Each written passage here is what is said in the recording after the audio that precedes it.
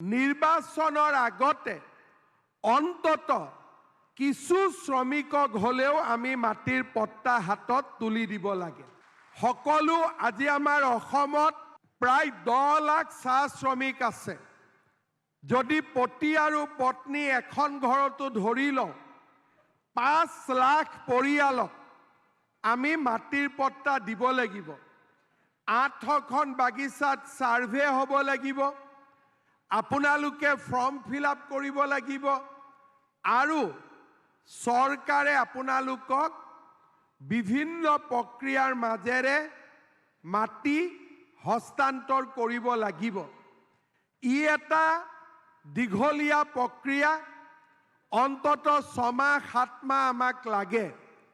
কিন্তু কিছুমান বাগিচাৰ মালিকে আমাক সহায় কৰি দিছে।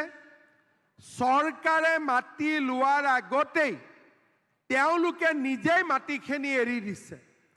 আজি আমাৰ দিনজয় চাহ বাগিচাত আমি আছো। এই দিনজয় চাহ বাগিচাৰ মালিক বা ডাইৰেক্টৰ মৃগেন জালানে আমাক নিজেই মাটিটো এৰি দিছে যে আপোনালোকে শ্ৰমিকসকলক দিয়ক, মোৰ কোনো আপত্তি নাই। সেই কাৰণে আজি আমি মিটিঙো দিনজয়ত পাতিছো, কাৰণ আমি দিনজয়ত আমাৰ সন্মুখত কোনো সমস্যা নাই। কিছুমান বাগিচাৰ মালিকে আমাক নিজেই সহায় কৰিছে যে আপোনালোকে মাটি দিয়ক, আমাৰ কোনো আপত্তি নাই।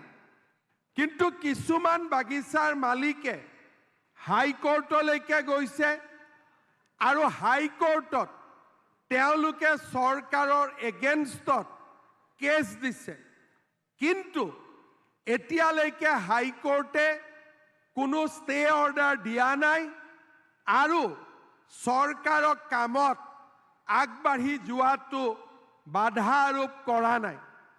তাৰ পৰিপ্ৰেক্ষিতত আমি মনতে ভাবিছো, যদিও ইলেকশ্যন ঘোষণা কৰালৈকে আৰু মাত্ৰ 20-25 দিন বাকী আছে, তথাপিতো ইলেকশ্যনৰ আগতে অন্তত 1000, 2000, 5000, 10000 যিমান পৰিয়ালক পাৰো আমি কাগজখন তুলি দিব খুজিছো, যাতে পিছত আৰু ইয়াক কোনেও বাধা দিব নোৱাৰে।